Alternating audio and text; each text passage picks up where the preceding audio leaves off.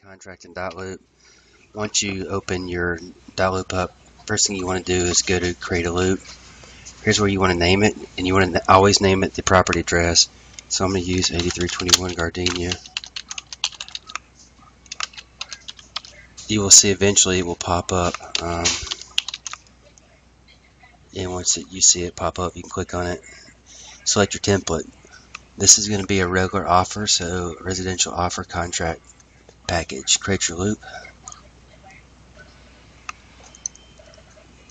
Okay, and there you go. The first thing that I want to do is I always want to go add my people. So first I'm going to add the buyers.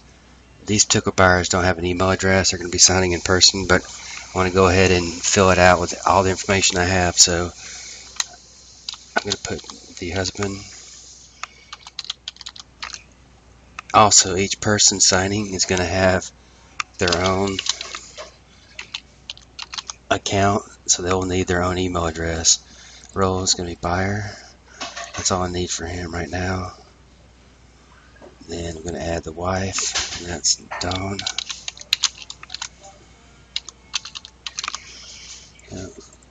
Buyer. Okay. I always want to add the sellers, even though you're not representing one of the sides. If you have their information, you want to go ahead and put it in here. The best way to get that is just from public records. So I always keep the property appraiser site handy. Open it up, go to record search, put in your property. 30.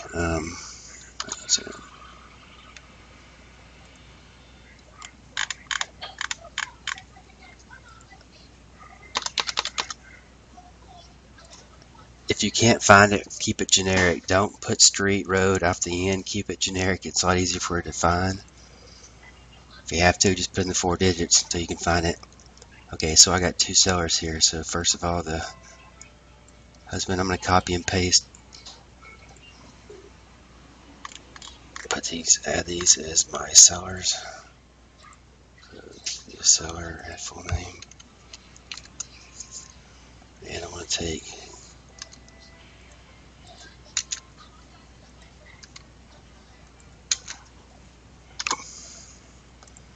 okay. So I'm going to go add the wife. So this will be a seller.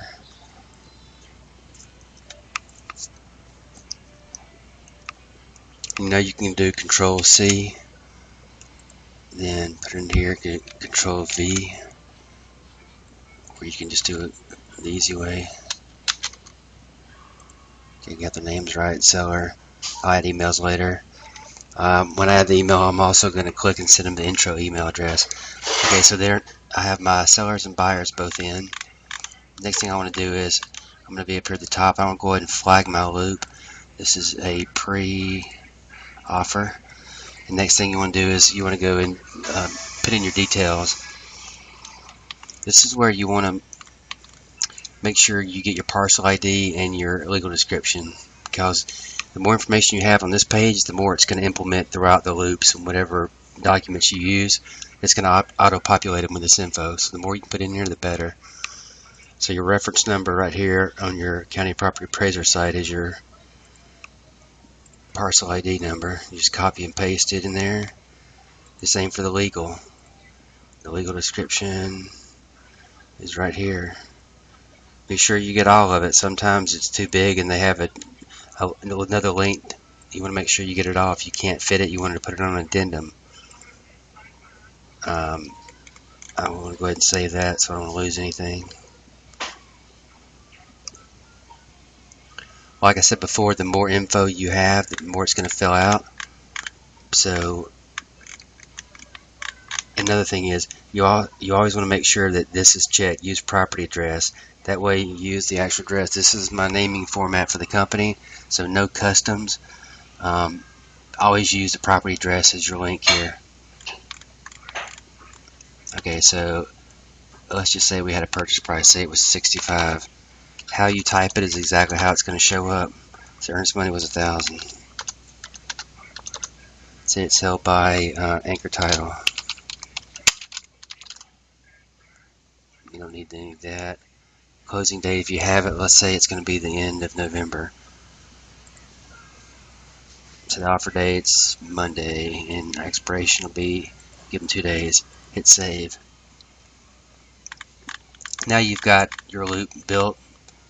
If you want to upload a photo, one thing I'll remind you is whenever you send stuff to your clients, they're going to see this top part.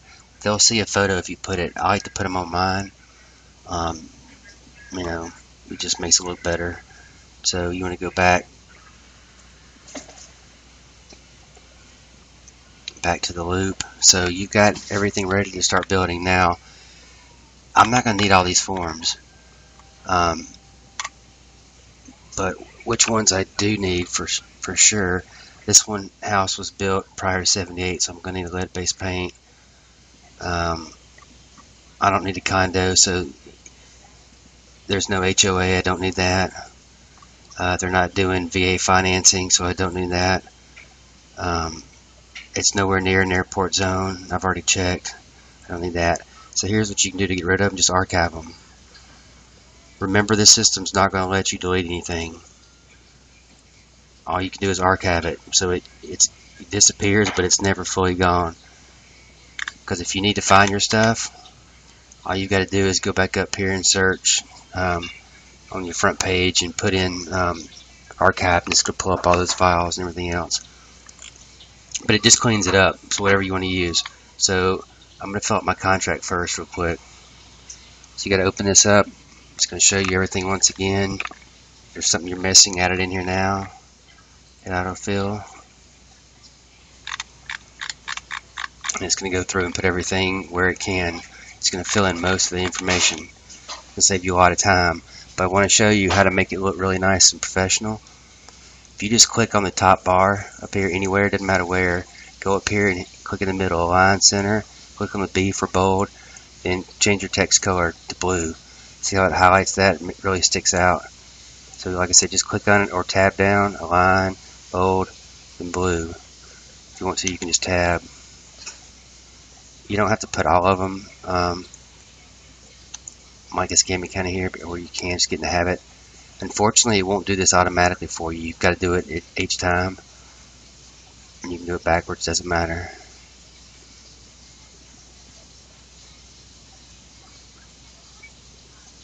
Run it again here. Just looks a whole lot better. It looks more professional, and on contracts it really stands out. So it looks a lot better for the buyers and sellers to sign.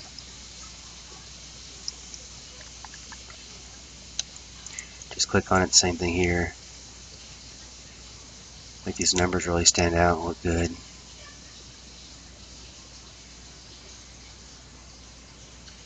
Whatever title company you're utilizing, you want to make sure you have their info. We have this, you can find it, but go ahead and fill out your address, contact. We usually put Kay's email address. For any of you that don't have it, Casey and I can give it to you. So you can also do that for your dates here. So you just click on it, you can center it, bold, then blue. Click on it and just center, bold, and blue. Like I said, it doesn't take that long. If you want to total this out, bring that 64.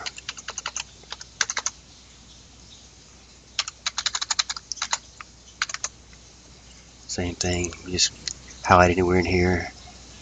Center, bold, then blue.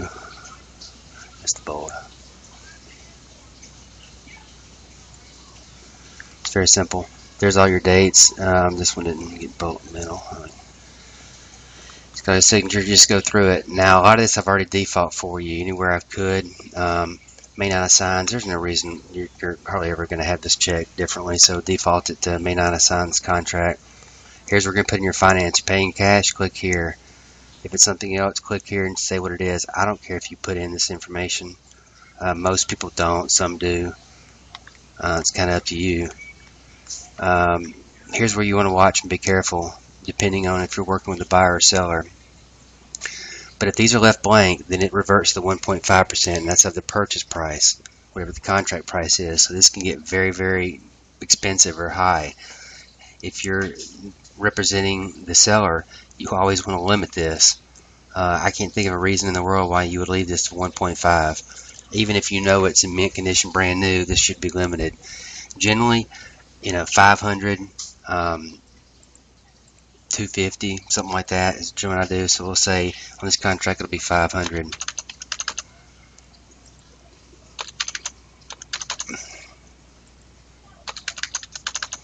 You just want to keep them all the same. Number 3 here, I don't think I've ever seen it come up ever. But these two right here, remember your WDO termite repairs, this is totally separate from your general repair list. 2 separate items, so we're a total of 1,000 here. This one generally will never come up. But also you want to go back real quick and do the same thing. Bold, make them centered.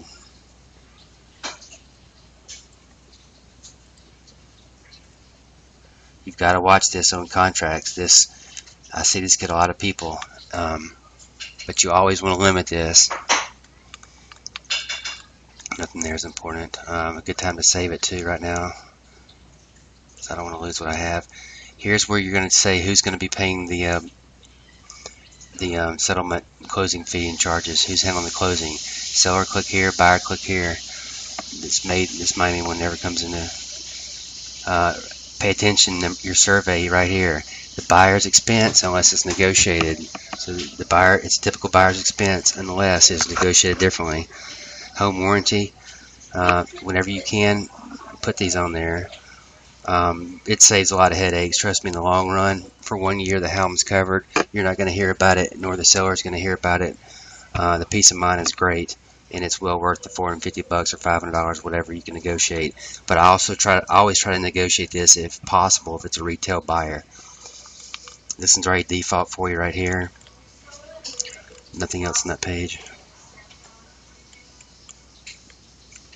Here's another important part, your inspection period. It defaults to 15 days. If this is left blank, then it's going to be 15. I try to always limit this. If I'm a seller, I generally don't go anywhere past 10 unless it's a special occasion, you got an out-of-town buyer or something really, really special. But I usually keep it at 10. If you're representing a buyer, the lower you can get this number, the better it looks. That's where you can educate serious buyers about possibly doing some of their inspections beforehand or whatever. But if you leave this blank, it reverts to 15. I always go 10. Just in here. Oh, blue. Alright, you're good there. There's really not a whole lot left in this contract to fill out.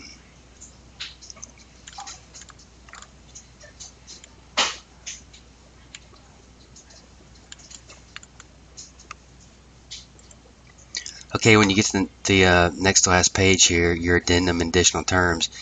Any form you have that's on here, you want to check this. So if it's an FHA or VA financing, you want this checked. You want the form to be associated with it. If it's a homeowner's, if you have a homeowner association, if you have your defective drywall, any disclosure you have in here getting signed, it needs to be flagged right here. The lenders and title companies are going to want to see this usually. Generally, the lender is going to want to see everything the buyer signed. So anything checked on here, they're going to be looking for it. So remember, note it up here, then have it attached with your contract package. Right to inspect, so that, base paint. So there's 3 I know I'm going to be attaching with this, so I'll have them up here. I really have no additional terms. If you really want to spell something out, put it here, but honestly, most everything is already covered. If you have an appraisal contingency, which normally I would for the buyers, just for added backup, then there's nothing really you need to word here. Your inspection's covered, closing costs are already covered, if you're asking for, basically nothing. So unless you need to, don't put anything in here. Now, if you have something that you really, really want to get conveyed to the other party, whether it be the buyer or seller, if you'll put it in here, this is a great way to get a message to the other party. It's, I think, one of the old tricks, but that can be many things, but this is a way to tell the other party kind of what you're thinking of the property in certain terms. And basically fill out stuff here at the very end, put out who it is, put your name, the other associate name, and that's it. You want to save, and you want to go back. You do not want to share it yet. Do not share anything, because you want to share every form at one time. If you share each form individually, those people are going to get individual emails. It's going to be too much, and they're going to get confused. Trust me. So right to inspect and cancel form. You already know that info is good. Autofill it. Remember, if you had a different date, like I have 10, make sure you want to change and put 10 on here. That's it. You want to save. Don't share anything yet. Home inspection disclosure.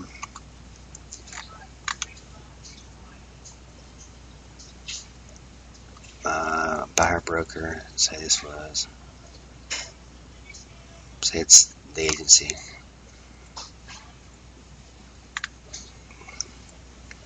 You have to type this in, so it's the agency.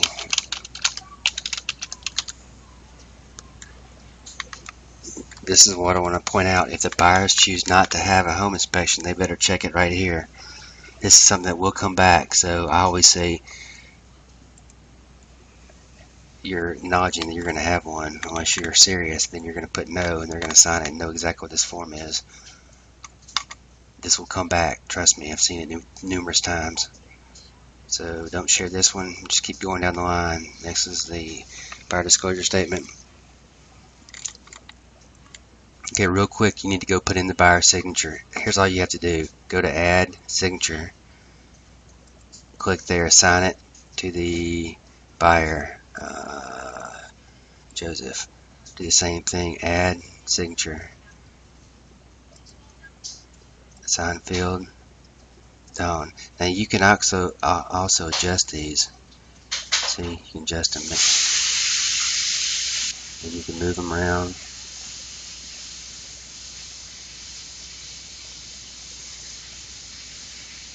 That's good. I don't need the buyer's name up here. It's good enough right here. Agent, so you do the same thing. You can put your agent. All you have to do is hit sign now. Then go up here real quick and add initial. Do a quick buyer.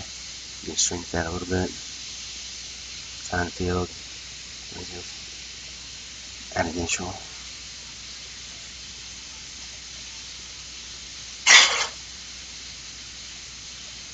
Do it however you want it. Make it nice and neat. Sign. No. Now you initial it. Sign now. Bam. Hit save. Everything's dated in here. It will be dated, so you don't have to worry about getting this part done. Save it. Go out. Don't share it yet. Don't need counter offer. Let's see, let's do this small addendum. Let's fill it out, autofill. See, I know for a fact the seller doesn't have anything aware, so they're going to say no, no, no. And we're going to save that. Go out again.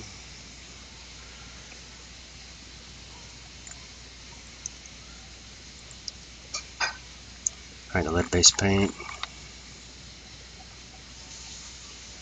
Okay. This is really nice because it puts all these signatures. So I know that the seller has no knowledge of any lead-based paint. The home's been painted probably numerous times. So we're going to check this for the seller has no reports. It's strictly up to the buyer. You can ask the buyer, but 99% of the time they waive the 10-day opportunity.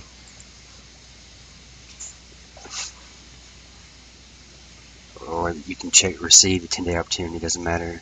Put your initials right here. If it says no one and you click on it, you can go up here to the top and assign it to anyone, or you can somebody particular. I'm going to say anyone, so I can go sign it. Sign now. See, I just signed it.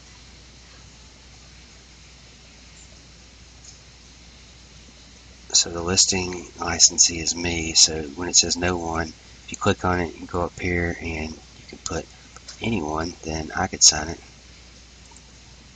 And if, say, if it was me on this side, then I could do the same thing. Or I could sign it to somebody else.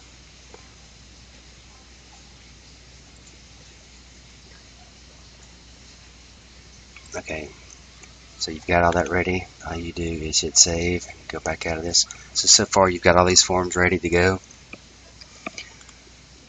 Now you're down to no additional clauses. Are we going to have the appraisal? Let's say, yeah, we're going to do it on this one. So we're going to open it. Some good advice: the more disclosures, the better. I mean, I've seen everything possible, so anything can come up. So just going to check buyer has a right to cancel. Basically, if it doesn't come at the purchase price, that's all it's saying. And I want to get my data up here, information cleaned up, so I'm going to do the same thing I did earlier. Bold, blue, centered, bold, blue, centered, bold, blue.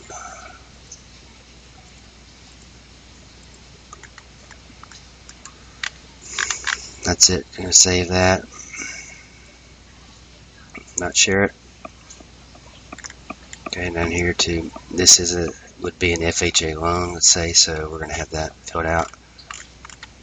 If you know it is, you might as well get this signed at the very beginning. You'll be chasing it down, VA or FHA. And do the same thing real quick. So I'm going to click here, center, bold, tab down, center, bold.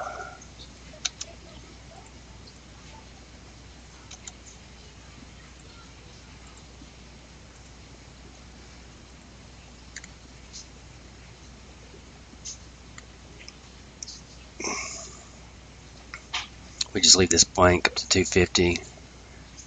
It's FHA repairs. This is totally separate. You might want to limit this to say 250. And do our same thing. Center.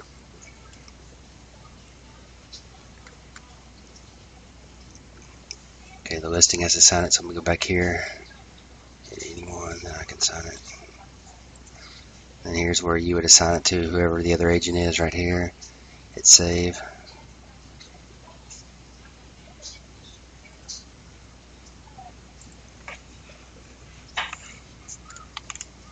Okay, so I get everything that I need, really. So what I would do is I would go up here and I would click each one of them right in order.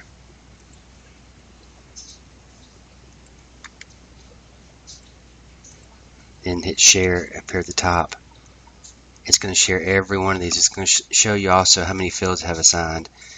If anybody else needs to get it, this is where it says view only. You want to make sure right here this says can sign. Generally, the only thing you want your client to be able to do is sign. If something needs changed, generally you can make it. So don't use can fill and sign or can edit. If you're sending something and working with another agent, you can use this. That way they could edit something and send it back to their client or you. I'll usually do that, but for your clients, all you need is can sign. Here's where you can also put where's the message somewhere? Anyway, you hit done. Bam, it's going to send it off to everybody. It's going to show you that it's been sent, waiting on signatures. And that's really it for building your first contract package in Dotloop. If you have any questions, just let me know.